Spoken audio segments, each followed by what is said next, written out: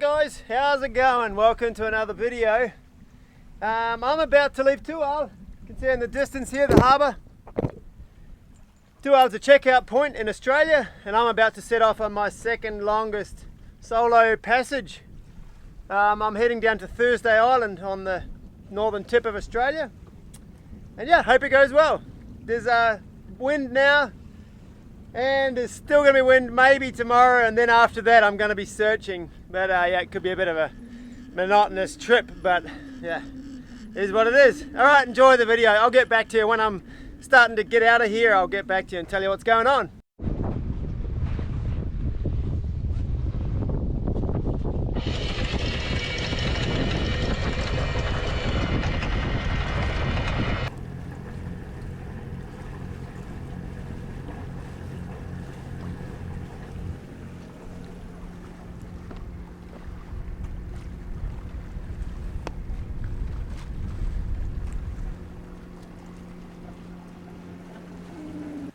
Right guys, I'm about a couple of hours now out of Tual now. Got the sails up, it's a very light breeze. I'm sailing down the channel between Kai Kecil and Kai Besar. That means Kai small and Kai big. There's two islands here. And yeah, just 4 knots, going very slowly, but yeah, it is what it is. I'm not in a big rush. It's, what is it today? It is Monday. Yeah, Monday, because I had to wait over the weekend to clear out. And to get to Thursday Island, it's about 700 miles, which will be 5-6 days, but there's no point getting there before Monday because I can't clear in there because the staff don't work weekends obviously. So yeah, I could probably get there in 5 days, but there's no point really. I'll just sit there for 2 days and I can't go to land or can't do anything, so I don't know, I'll just go at whatever speed I can. Obviously if I'm only sailing at 2 knots, I'll turn the engine on, and it probably will come down to that because the wind's not forecasted to be very strong. But yeah, just going to enjoy it. This is going to be the second longest solo passage I think I've done. I've done 2 8-day ones, but this is going to be a 5 or 6 day one. And it's been a good 3.5 years since I did a solo passage this long. Last week I did a 2-day, 2-night one. Yeah, I've got to say, nearly 4 years in Indonesia, I'm feeling quite mixed actually.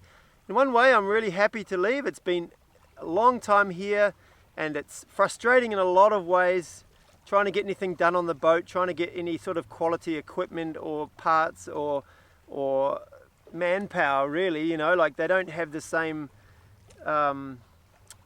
view on quality as we do, as on longevity, things like that. For them, if it, you know, you fix it and it lasts a few days, whatever, time for them is not as important as it is for me or Western people. I think we look forward to, we'd rather spend more and take longer and do a job right and then not have to do it for 5 years, whereas in Indonesia it's just like a couple of zip ties, bit of duct tape, you know, pray to Allah or God or whoever they are, and it'll work itself out. And you know, there's no rush, so if it breaks we'll just do it again tomorrow, and that sort of thing I struggle with. But there'll be so much I miss from here. The people, I think the same things that I'm not going to miss and frustrate me here is pretty much the same things that I'm going to miss. So you know, that's a strange feeling to have. You know, the feeling of time here, the feeling that there's, you know, you don't have to work your ass off your whole life just to retire with lots of money but no experiences. The time they have for family here, the time, you know, walking down the street, everyone says hello, how are you? And it's not just some off the cuff out of the feeling that they should say something. It's that they really mean it. Everyone wants to stop and talk, and even if they're not smiling, if I give someone a smile, they immediately break out their big white teeth, and that's just so good. And you don't get that in Western countries. If you start acting like that, people think you're some sort of weirdo. What's he talking to me for? What's he asking how I feel today? Like, that's a bit intrusive. So I'm really going to miss that, I think. And just, yeah, it's just really beautiful here. And obviously it's beautiful in other countries too.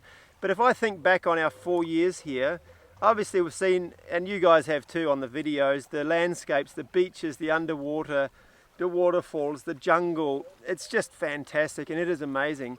But if I would have to give my top 5 experiences, they wouldn't be any of those things. They would all be relating to people and experiences we had where we just rocked up somewhere and people just blew us away with their generosity or their friendliness.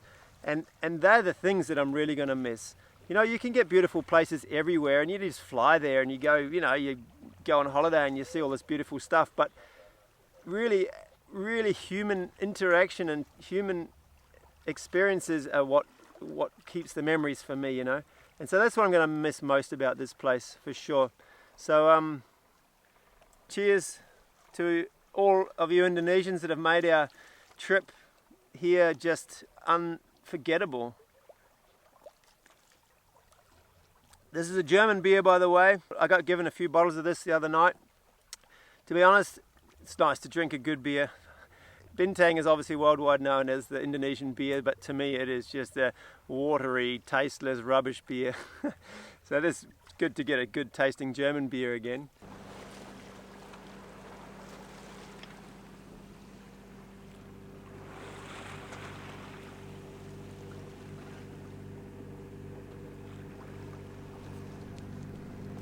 Wow, would you look at that? What an amazing sunset to finish this Indonesian odyssey on. Wow, so cool. Got the motor on, unfortunately. The wind was okay for a couple of hours, but we're only doing 2 knots in the end, so I had to flick it on. Hopefully when I get past these islands and out into the ocean it'll pick up, but yeah, I'm not really holding my breath that it's going to be much of a sailing trip, this one. I've got enough fuel. I think I got 230 litres, which I've roughly calculated to be about 800 miles, 700 miles maybe. So that should be more than enough if I need to motor the whole way. It would be terrible if I did, but you know, worst case scenario. Anyway, I'm going to sit here and enjoy this sunset for a minute. It looks incredible. Check it out again.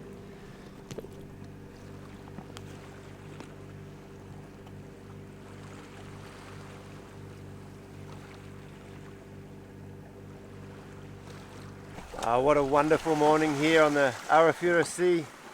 Wow, so stunning. We're on a full run. We've got the wind right behind.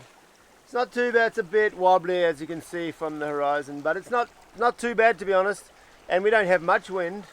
But I've been surprised because we've sailed the entire night. As soon as I got out the bottom of Kai Besar and turned on this heading, so I had this configuration, wing on wing, but I still had the engine chugging. And then at some stage I decided I was getting tired and wanted to go to sleep, so I turned the engine off. And yeah,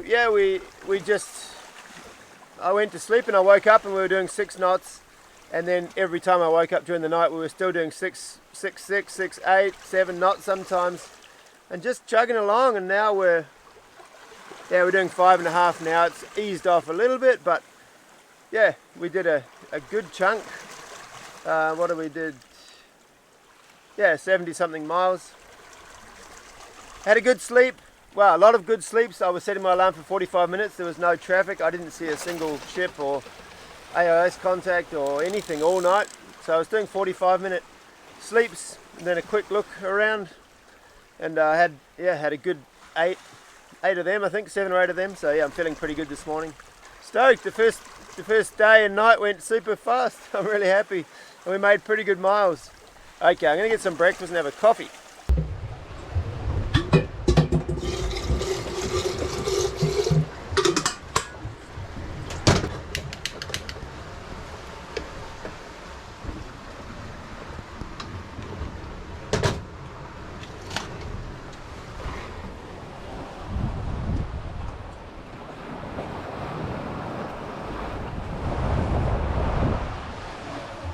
We're going along pretty good now. I shook out the reef that I put in at night time, so I have the full main up now. And we're doing high 7s. Well, you know, in between swells and that. Mid 6s, then high 7s. Long may it last. I love this. I feel like every minute we're sailing, we're like beating the odds. Indonesia is not the best place to actually sail a boat. Pretty frustrating place to sail. A wind will blow up, so you pull the sails up, and then the minute you've got the sails all set, the wind will drop again, pretty much every time. But defying all the odds. I have a coffee. It's only about 6:30 or something, but I feel rested, you know. I'll probably have a sleep this afternoon. Because it's a bit of a longer haul, I need to make sure I get more than enough sleep. And doesn't seem to be much traffic around. I heard there's some big fishing nets further, like in 2 days time. 15 mile long fishing nets, so I'll have to be careful of them. But while I can, I'll get lots of sleep. But then afterwards it's going to be apparently super calm anyway. So I'll be, you know, I won't have a problem. It's not going to be too challenging. Anyway, I'm going to get this coffee brewed. I make what I call ghetto coffee. It's you coffee lovers out there, you'll probably go like, oh, this guy is a heathen. But it's the way I like it. I do really like a good coffee, and going to Australia I'm going to get good coffees. But then paying $6 for a good coffee, yeah, I'd rather have a ghetto coffee nearly. But every now and again, if someone's going to make a really good coffee, I love it. Like, I've got barista friends and that, and you know, great coffees, but I don't like them enough that I'm going to spend 20 minutes getting my own coffee ready. I just want to throw something in a cup and drink it. So anyway, I'll show you how my ghetto coffee looks. Nearly out now, but ginger brown sugar sticks, love them. Either that or I just use my normal ghetto coffee routine and then cut a couple of sticks of ginger in there. I love the ginger spicy taste in a coffee. They do it a lot here in Indonesia. It's called kopi jaya. Kopi jaya. I love it. So this, it's not instant coffee, I just use this cup. This is just ground coffee. Just ground coffee beans. Whack it in there. And then, you guys will love all this. Milk powder. Chuck that in there. Bit of water. Bit of cold water, give it a stir.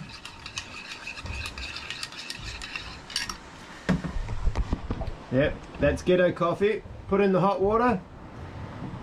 Drink, there you go, good ghetto coffee. And you just have to make sure not to drink the last mouthful because there's a lot of grounds in there. Yeah.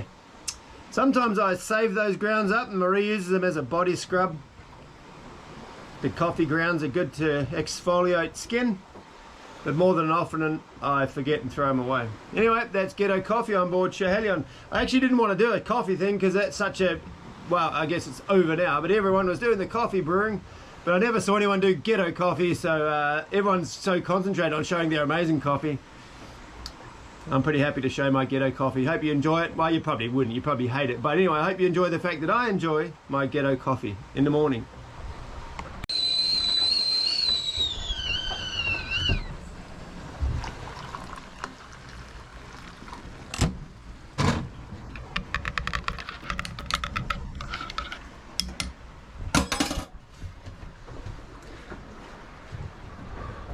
Consistency and color of mud. Tastes good though. Look at this view. This is my wake up view.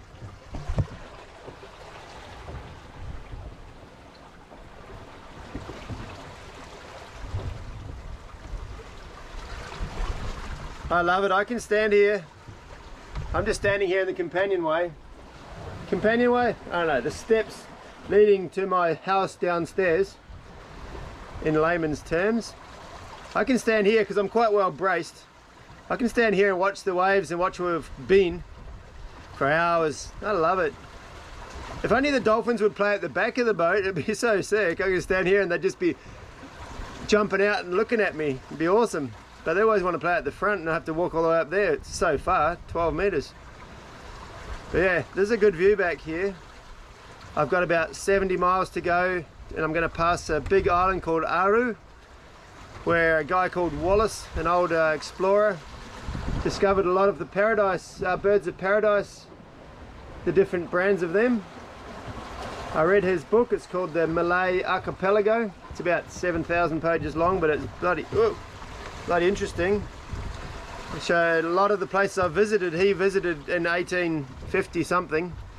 He was one of the discoverers of the evolution theory at the same time as Darwin was working on in England, after Darwin had done his trip around the world, well, to the Galapagos mainly. Wallace was going all through here, all through Indonesia. It wasn't Indonesia at the time obviously, but all through here and sort of discovering like, oh, these different islands, some of them have animals that originated, well, that have everything in common with the Australian animals, and other ones they're just strictly Papuan animals that have moved to a few close islands here. Other ones have come from Malaysia. I realised that they had evolved to suit their surroundings, and they weren't completely different species, they've just changed. So he was one of the first, if not, it's debatable whether it was him or Darwin, but they never disputed it. They both just used each other's knowledge to agree, basically. Really cool book if you can get your hands on it, The Malay Archipelago.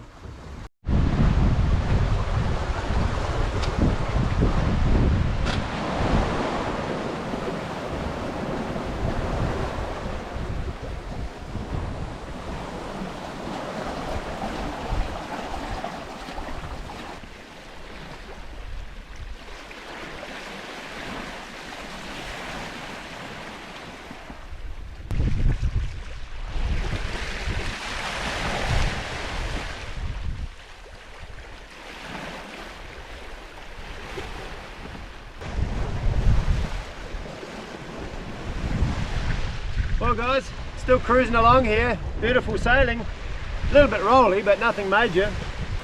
It's maybe getting close to 10 AM now and the wind's still cranking. I mean not cranking, it's probably about 12-13 knots true, which is 6-7 knots apparent, but we're still doing 5.5-6 knots. I've had to turn 20 degrees to port to keep the gull wing configuration, and my plan is to keep going this way for 10 miles or so, then turn 30 degrees to starboard and put both sails over on the same side, and I should have more apparent wind then and go a bit faster, or if the wind's dropping then I'll have more apparent wind, so I'll be better off. So right now I'm going off course a little bit, but hopefully to keep me sailing longer. Yeah, it's a little bit overcast as you can see, but it's actually nice. It's not so sunny, not so hot, and yeah, loving it. I'm just reading and having snacks, enjoying it. There's no boats out here, no one around. As you can see out this way as well, no one around. A couple of squalls further away, nothing major.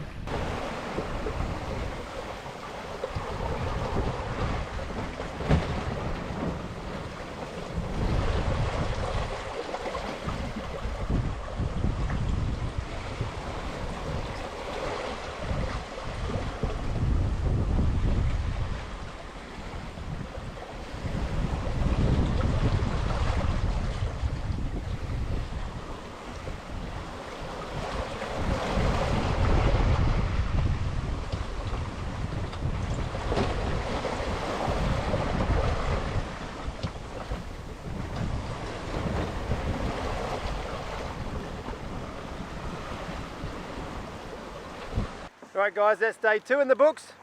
Well, I guess day 1.5 really. I only left at 3:30 yesterday, so that's the first full day. And had a pretty good one. Sailed all of last night and most of today, I would say until about 2 o'clock this afternoon. Just sailing, really good speeds.